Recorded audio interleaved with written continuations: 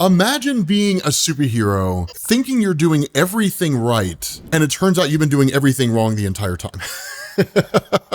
That's what's literally happening in Absolute Green Lantern right now. Keep in mind, right, up until this point, there's just two things that we know for sure, right? The Green Lantern, this giant Green Lantern ship, travels the cosmos. It goes from world to world, and it just grabs a small section of a world. In the case of Earth, the town of Evergreen. It snatches everybody up, puts them through a kind of analysis process, and then decides who gets powers and who doesn't. On the other side are the Blackstars, which are basically like the Empire from Star Wars, and they live on Mogo, which is essentially the Death Star, and they just travel the cosmos, wiping out every Green Lantern they can find. That's it, right?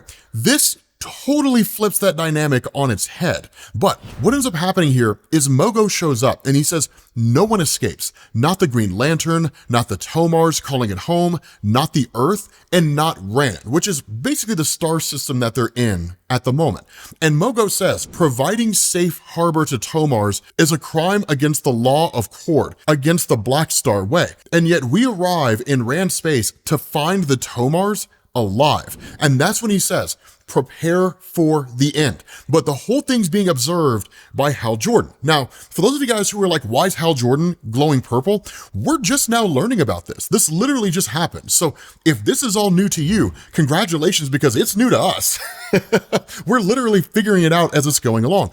All we know is that this new source of power he has essentially ties into love, but we don't really know what he's capable of. And so at that point, you switch over to Tomar Ray and you switch over to Sojourner Mullein. Now, here's the nature of Tomars, right? These guys are anomalies. And continuing this whole analogy for Star Wars, imagine that instead of being born with the ability to use the Force, that the ability to use the Force was a power that could be given to you. But then imagine you could just take that power from someone else. That's an anomaly. A person who was not selected for that power, but either took the power or was given that power by someone else. And so Tomar Ray, who's essentially a Red Lantern at this point, looks at Jo Mullein and says, you know what's going on up there, right? And she says, well, I'm sure you're dying to tell me. And the response of Tomar, yeah, dying, right? A good choice of words. Mogo's here. The world that's coming came early, because that was the big mystery, right? We kept seeing this whole statement, the world that's coming, the world that's coming. Well, it turns out that it's Mogo,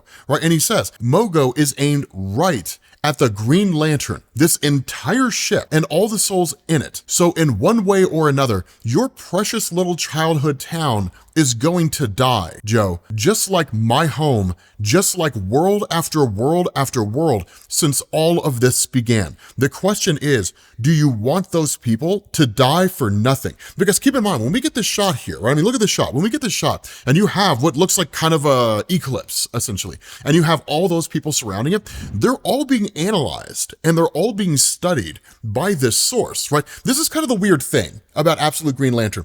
Imagine the light side of the Force was like a physical presence that you could see, even if you didn't fully understand it, right? And imagine like the dark side of the Force was also a physical presence that you could see. And imagine they could talk to you, right? That's what we're talking about here. In this instance, this eclipse looking thing, this is Oa. Now, it looks like a white lantern ring from previous depictions that we've seen, but we don't know that for sure. So we're not really going to chase that rabbit hole too far here. But all these people that you see are the ones being analyzed, studied. These are all the people from the town of Evergreen. And that was the issue that Sojourner Mullein had to contend with. That from the perspective of Tomar Ray, he wanted to use all these people as literally bullets and fire them off into Mogo, into the heart of the planet, and kill it, right? But for Jo Mullein, her response is, no, like these are the people from my hometown, but more so than that, they're innocent people. It makes no sense to kill these guys if we don't have to. There has to be another way. But that's what Tomar told her. This is going to happen. Either they're going to be destroyed by Mogo, or you're going to have to use them as ammo against Mogo.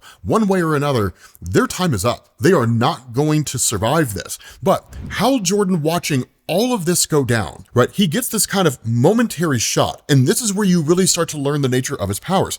He gets this flashback to when he and basically everybody else, right? Todd Rice and Joe and John Stewart and all these guys were hanging out in Evergreen. And the question's asked, right? Like, what keeps you here, Hal? And Hal's response is like, I mean, what keeps any of us in Evergreen, right? Because it's one of these kind of small town themes. And you guys have heard this story a million times in different mediums, right? Like a person grows up in a small town, they want to see the bigger world, they want to be out there in the world of lights, and so they leave that small town, they journey out into the world, they live some kind of a life, and then sometimes they end up coming back home. Sometimes they don't, they just stay gone. Like, yeah, man, that town always sucked. I'm glad I got out. Other times they're just like, I miss home, right? There's nothing like home. And that's why the statement's made, right? Where else would I go? Somebody's got to run Dad's old diner, right? Jon Stewart's like, I don't know, right? I think it's deeper than that. And Joe Mullein responds, right? Here we go, right? Jon Stewart's grand old philosophy, right? About like the greater meaning of life, the universe, and everything, right? Which honestly is one of the coolest aspects of Jon Stewart in the absolute universe. But he just says, I'm just saying, right? It's possible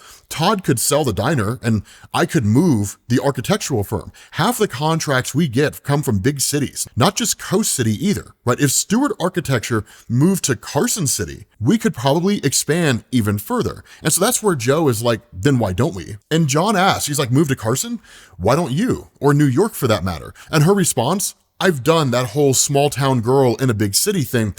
And look at how well it went, because Joe Mullein was married and the marriage between her and her wife totally fell apart for any number of reasons, right? So at this point, her being back in the town of Evergreen during this flashback, this is just her kind of regaining her bearings and just realizing this is the place where she feels like she belongs. And so John just says, so now maybe the small town girl moves to a different small town thing. Why not? Right? I mean, at the end of the day, you're asking this question, what keeps us here? Well, I'm asking the question, why don't we just leave? And here's reasons why we could leave or places we could go. But everybody kind of keeps deflecting. And so John just says, look, I'm just trying to make a point here, right? I don't think it's the town that keeps us here. And he says, it's the people that keep us here. And he says, I'm not saying that they're God's real Americans, right? Or any of that kind of sense, right? The beating heart of America. He says, but they're people. Evergreen is people. And that's where Hal Jordan's just like, Soylent Green is people. Right?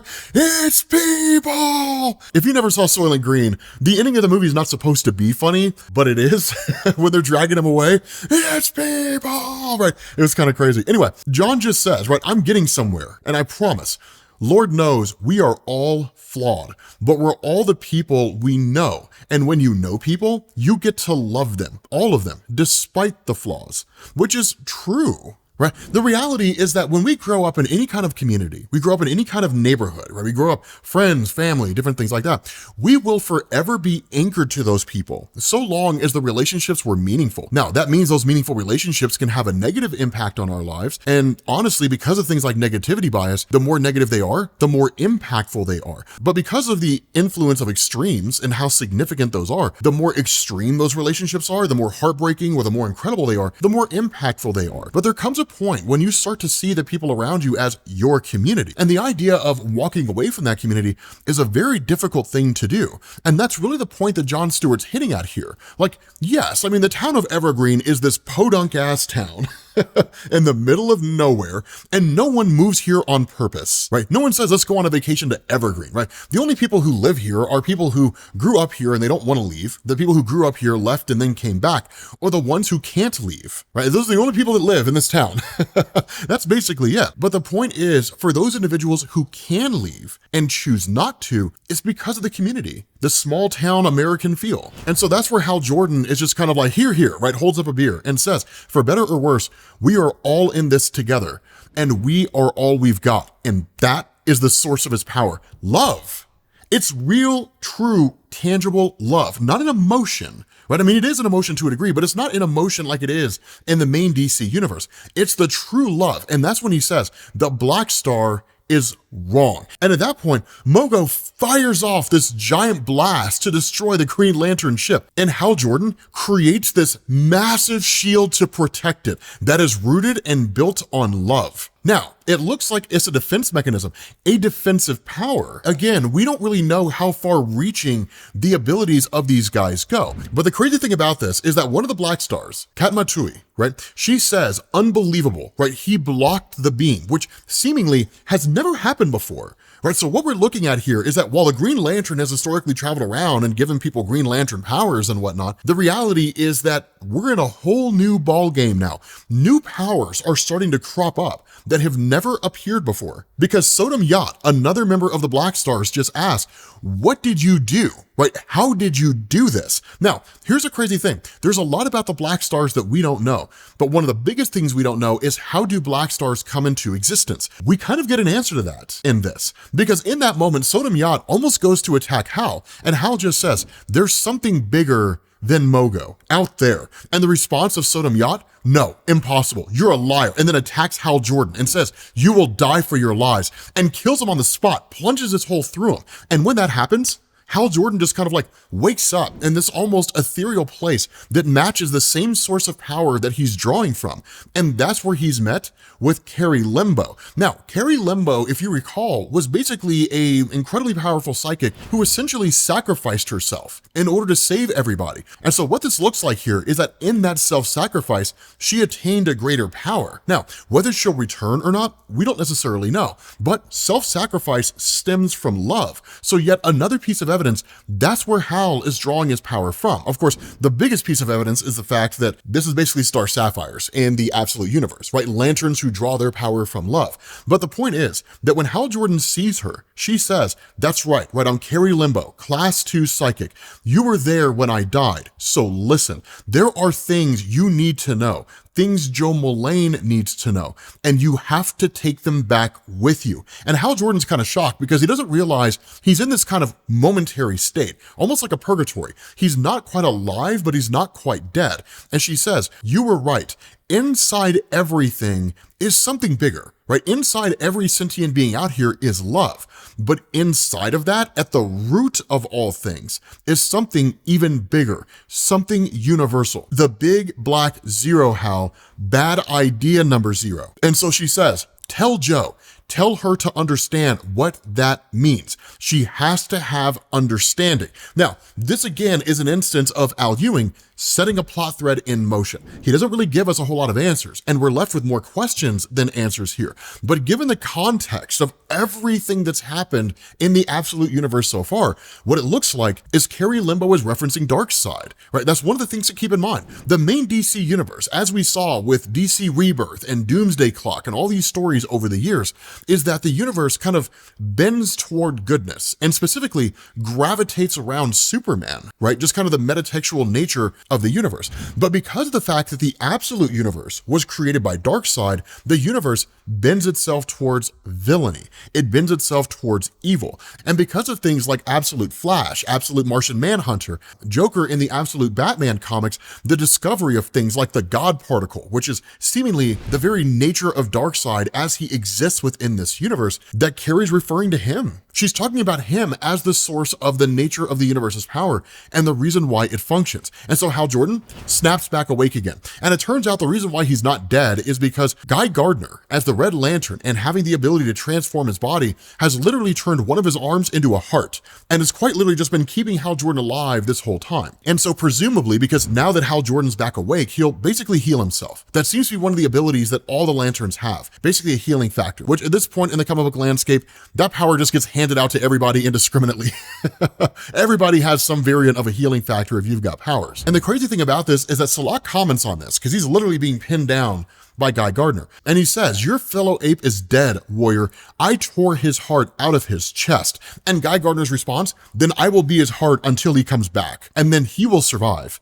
But throughout all of this, right, Katmatui says Mogo was ready to execute us. The commanders, the intelligencers, every Black Star here, all for nothing. And without that shield, he can take another shot. And John Stewart comments on this and says, but isn't that the way of chaotic action? That's your entire life philosophy, right? As Black Stars, you guys are an extremist group. You guys believe that your way is the only way, and anyone who doesn't follow your way is following the wrong way and either needs to be destroyed or meant to recognize your way. So what Mogo did falls right in line with your philosophy. What changed, right? Wouldn't it demonstrate the iron will of Mogo if he slaughtered all of you? But what changed is that now Katmatui's life, hangs in the balance. And that's kind of the kicker behind all this, right? When you're the one kind of operating behind the scenes, and when you're the one calling for all these things to happen, it's very easy to kind of maintain this armchair philosophy because you've got no skin in the game.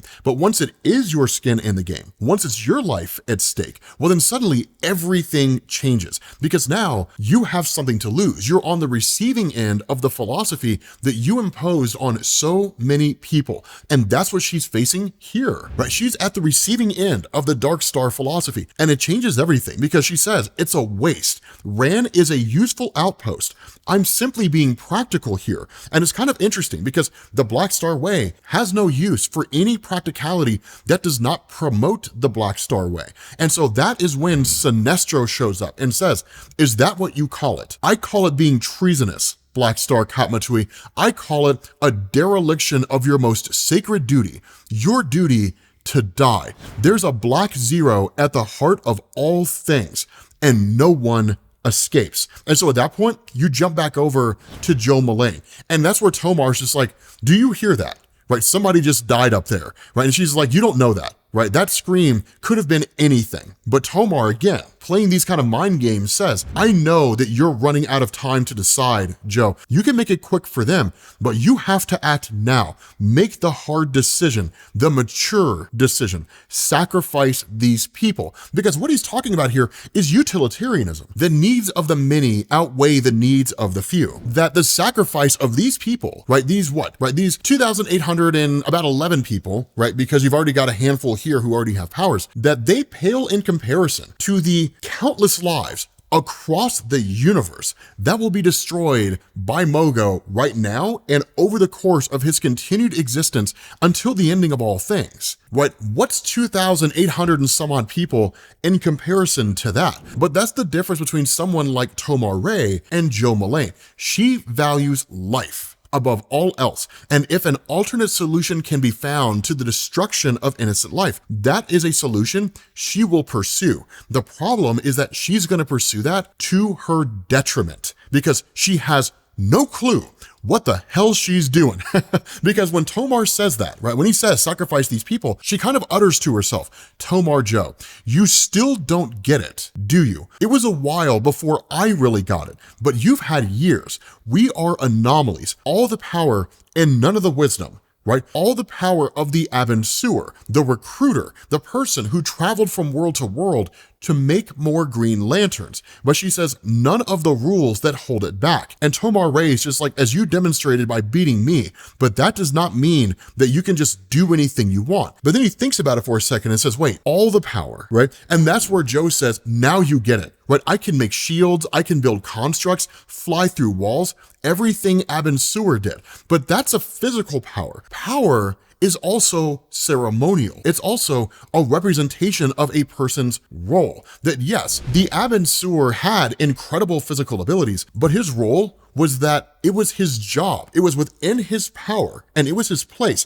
to travel the cosmos and to take people and submit them to the judgment process of whether they become lanterns. And that's what she says, right? The Abensuer came as a judge of worlds and a bringer of power. You call my town ammunition. You want to use their lives and deaths like bullets. No, we are not the ammo.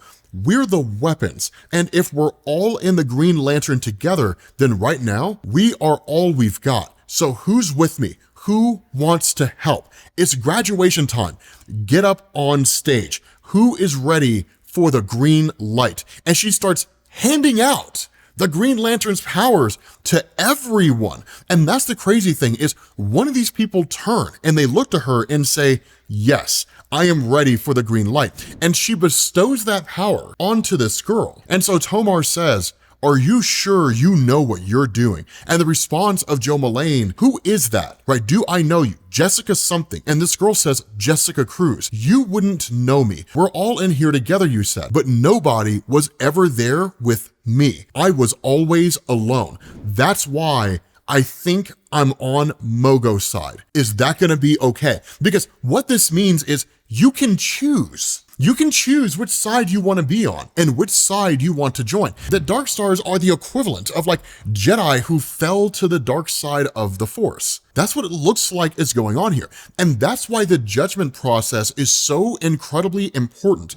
because not everyone out there who could become a Green Lantern should become a Green Lantern, because they would be too dangerous. There's more of a chance that they would become a Dark Star than becoming an actual hero. And what Jo Mullein has just done in her failure to understand that significant process is that she's likely created a scenario where Jessica Cruz is not the only one. She may have quite literally just spawned an army of enemies that she now has to face off against. With that being said, guys, we're gonna bring this video to an end. Hopefully you enjoyed it. If you did, drop a like. Thank you all for watching, and I will catch you all later. Peace.